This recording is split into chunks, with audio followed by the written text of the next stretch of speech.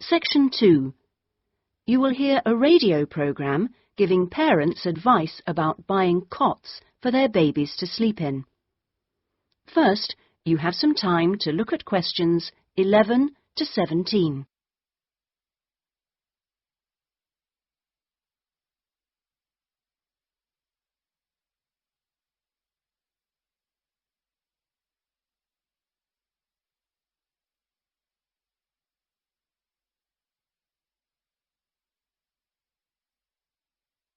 Now listen carefully and answer questions 11 to 17.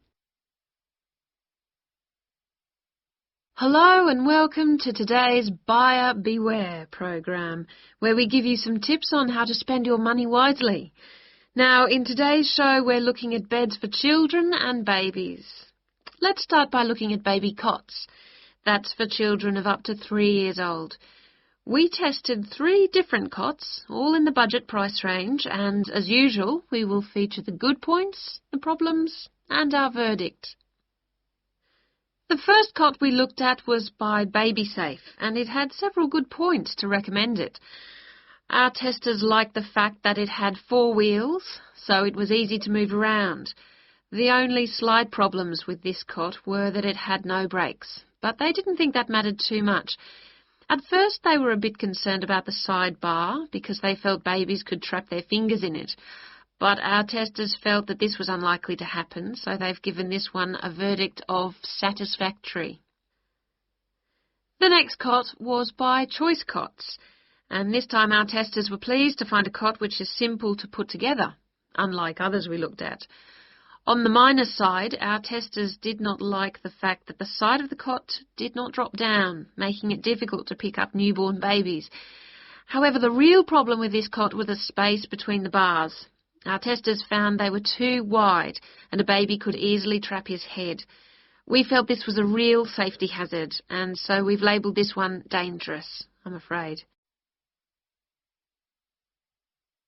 Before you hear the rest of the programme, you have some time to look at questions 18 to 20.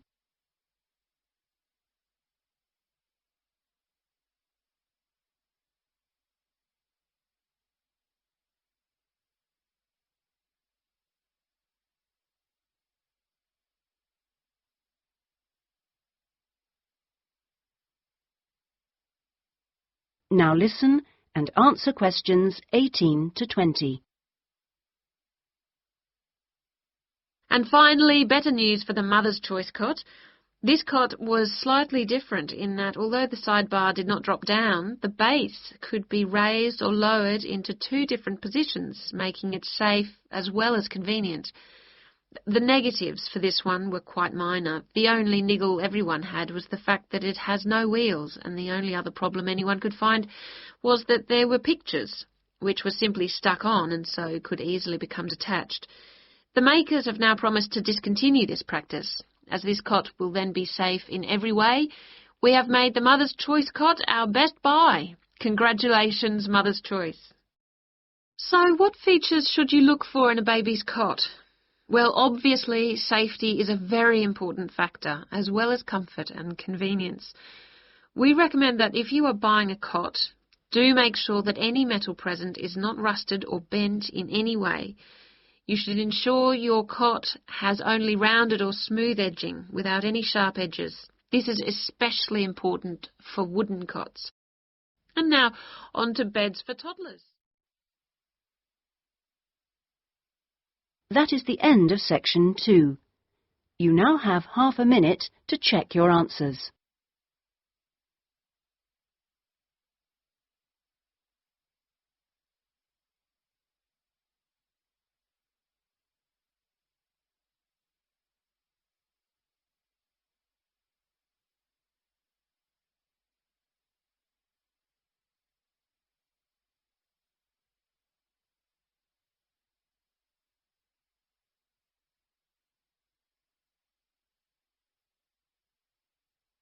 Now turn to section 3.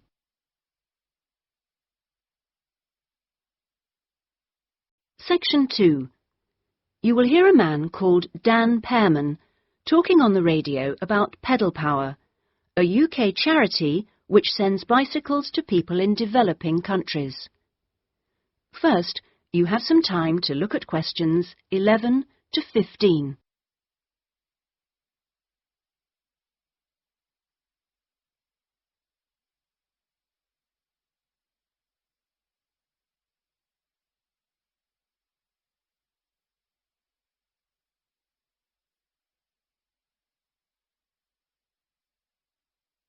Now listen carefully and answer questions 11 to 15. My name's Dan Pearman, and I'd like to talk about the work of Pedal Power, a small charity based mainly in the UK. I'll be giving our contact details at the end, if anyone would like to find out more about how to support us. But first, how the charity began. I got the idea of exporting bicycles to developing countries while I was in Ecuador. I went there in 1993, just after graduating from university. After 3 years of studying, I wanted adventure. I loved travelling, so I decided to join a voluntary organisation and was sent to Ecuador to carry out land surveys. The project came to an end after 5 years, and when I returned to the UK in 1998, I started planning Pedal Power. Where I lived in Ecuador was a very rural area. My neighbour had the only bicycle in the village, whereas everyone else walked everywhere. My neighbour's business was unusually successful, and for years I couldn't understand why. Then I realised having a bike meant he could get where he wanted to go without much trouble. Other local carpenters could only accept jobs in a 3-kilometre radius, so no matter how skilled they were, they could never do as many jobs as my neighbour. At Pedal Power, we collect second-hand bikes in the UK and send them to some of the poorest regions in the world. When we distribute bikes overseas, we don't give them away for free. We'd like to, but long-term that doesn't really help the local economy. The demand for bikes is enormous, which makes them very expensive locally. So we sell them for 5% of the normal price. But in order to continue operating, we need to have a constant supply of bikes which we send out every 6 months.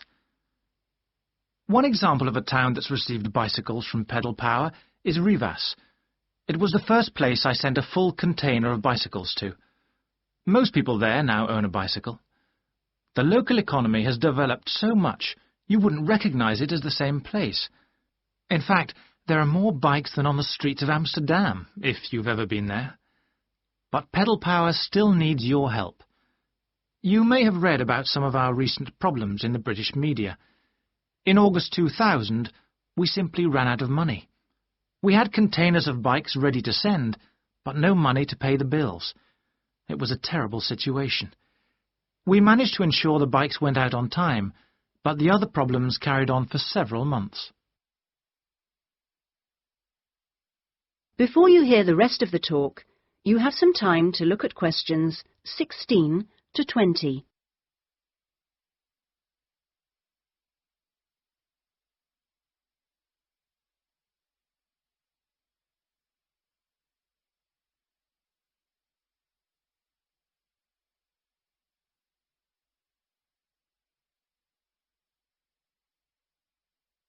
Now listen and answer questions 16 to 20. Fortunately, in October 2001, we won an Enterprise Award, which helped us enormously. We invested 15 of the £75,000 prize money to help secure our future.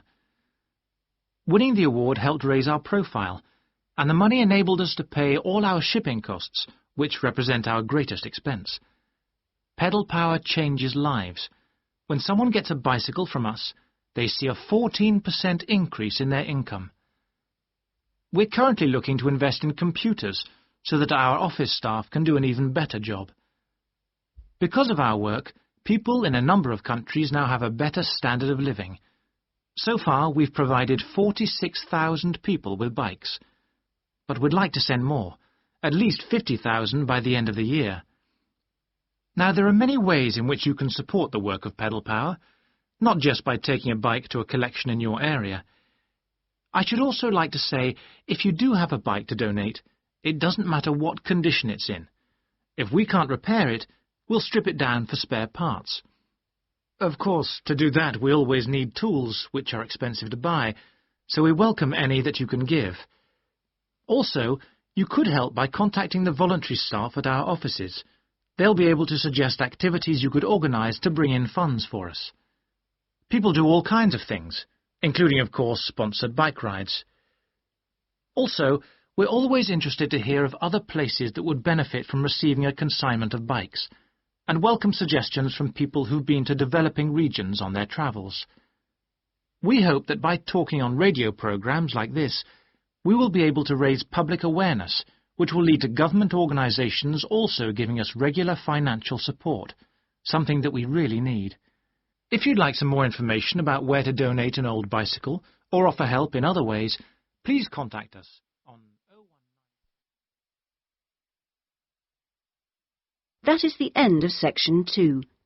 You now have half a minute to check your answers.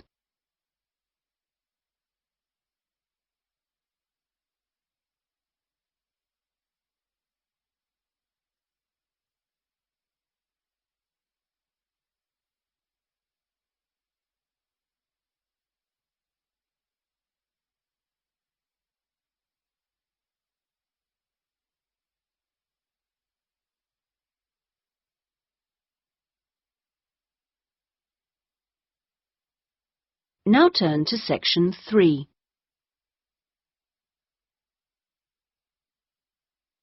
Section 2. You will hear an admissions officer from a UK university talking to a group of postgraduate students in a university abroad about applying for a place at his university. First, you have some time to look at questions 11 to 15.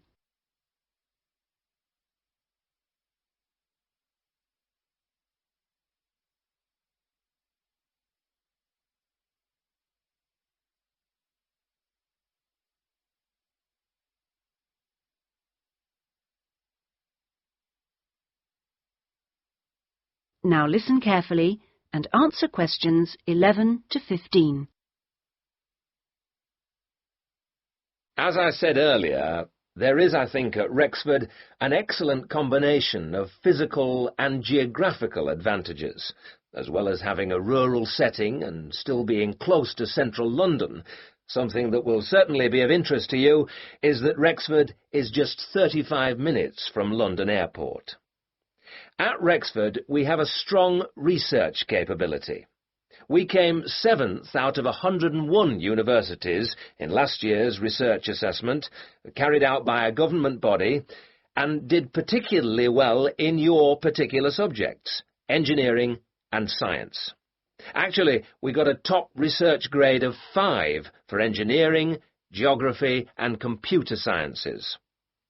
One further point, and I know from talking to you individually that a number of you may be looking for some experience in industry after the course, is that all our science and engineering research departments have unusually close relationships with industry in the area. Anyway, that's enough sales talk from me. I'll just take a sip of this coffee that's just arrived, thank you, and then I'll say something about what actually happens when you apply. Right. Now, if you do decide to make an application, what you do is send it directly to me in my department. I will then immediately send confirmation and the application process begins. And I'd like to say at this point that you shouldn't worry if this process doesn't work all that quickly. I mean, occasionally there are postal problems, but most often the hold-up is caused by references. The people you give as referees, shall we say, take their time to reply. Anyway, it's absolutely normal for this process to take 3 to 4 months.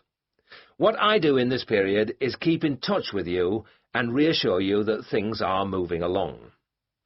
One of the ways we've devised to help you decide about applying, as well as later when you've been accepted, hopefully, is to put you in contact with, if possible, a student from your own country who is at present studying with us. What you can do is phone them up, we will of course liaise between you, and discuss your concerns with them. That way you can get an objective opinion of what you can expect if you come to live and study at Rexford. Not only the academic atmosphere, but important details like what the leisure facilities are like, and whether the English weather and food are really as awful as everybody says. No.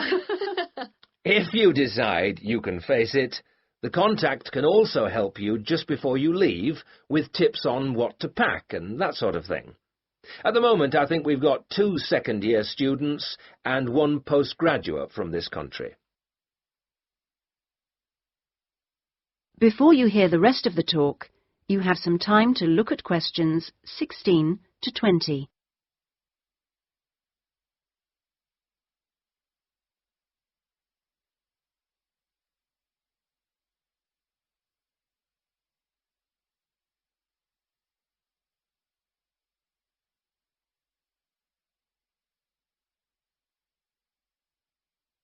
Now listen and answer questions 16 to 20. Now, to move on to the other concerns you expressed earlier.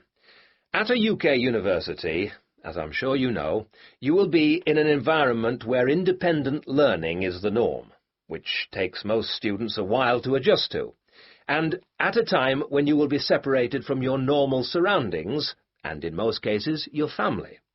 This can be a difficult time.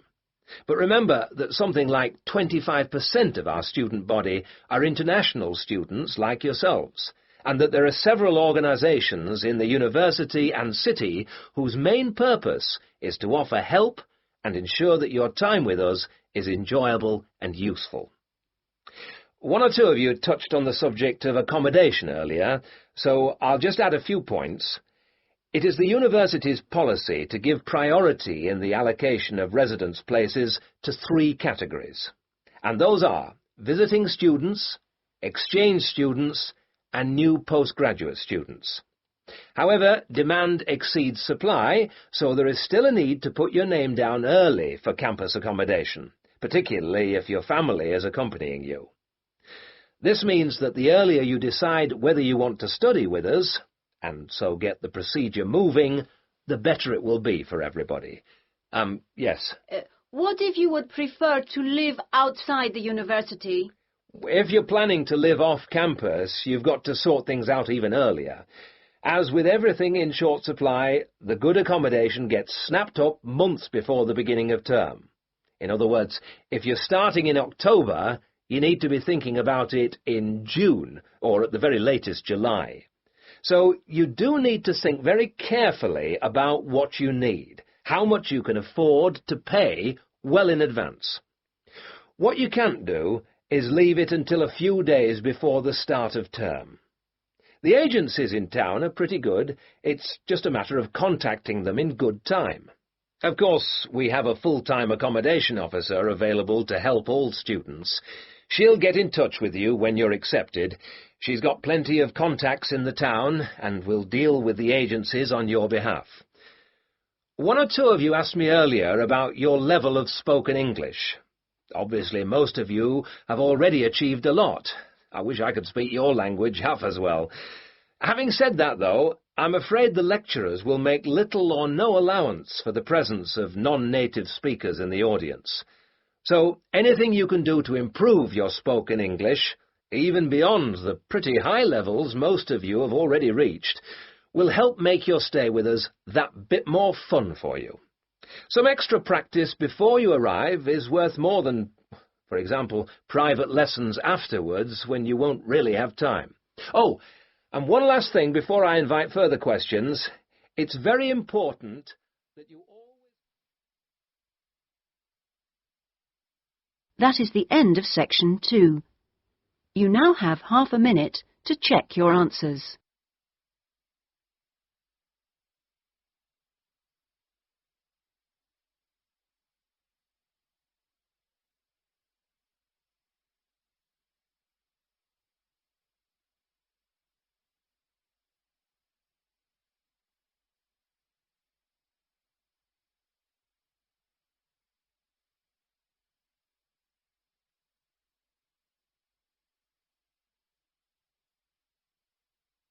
Now turn to section 3.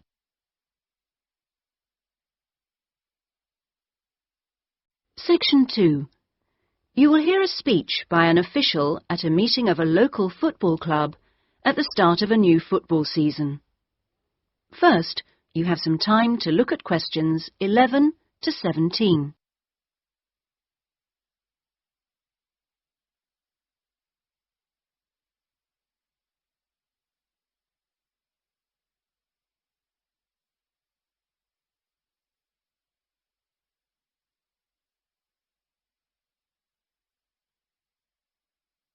Now listen carefully and answer questions 11 to 17.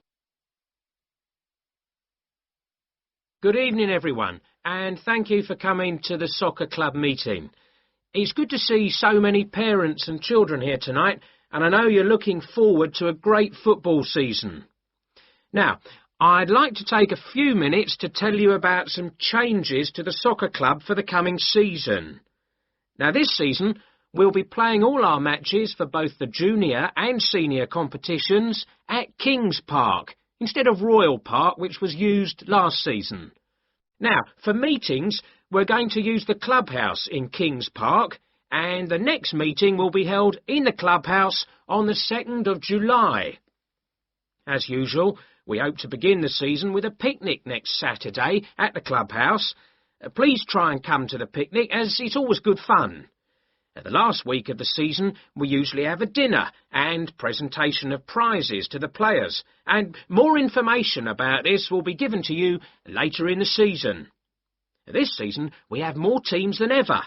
We hope to have 10 teams instead of 5 in the junior competition, and they will play on Saturday mornings beginning at 8:30 a.m. Training sessions will be held in Kings Park on Wednesday afternoons for the juniors, and they will be wearing red shirts again this year. In the senior competition, there will be 4 teams, same as last year, and their games will be played on Saturday afternoons, starting at 2:30. It will be at a 2 o'clock start, and the training session for seniors is planned for Sunday afternoons. Before you hear the rest of the speech, you have some time to look at questions 18 to 20.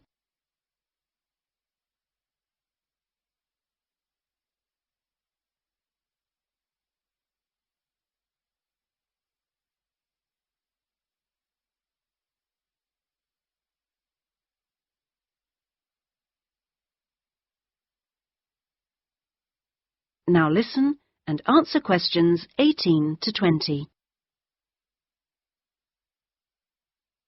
Now, I'd like to introduce you to the new committee for the soccer club for this season. Firstly, let me welcome Robert Young, the new president, who will manage the meetings for the next 2 years. Robert's son has been playing football with the club for over 5 years now, and many thanks to Robert for taking on the job of president. Next, we have Gina Costello. She's the treasurer, and she'll collect the fees from you for the season. Please try and give Gina your fees as early as possible in the season, as the club needs the money to buy some new equipment. Then there's David West, who's volunteered to be the club secretary, and one of the many jobs he'll have is to send out newsletters to you regularly. If you have any information that may be useful, please let David know so that it can be included in these newsletters. Also, I'd like to introduce you to Jason Dokic, who is the head coach. For all the new members here tonight, this is the 3rd year that Jason has been with us as head coach, and we're very lucky to have such an experienced coach and former player at our club. He will continue to supervise the teams at training sessions and on match days. Now, before we finish and have some refreshments, does anyone have any questions they'd like to ask the new committee? That is the end of section 2. You now have half a minute to check your answers.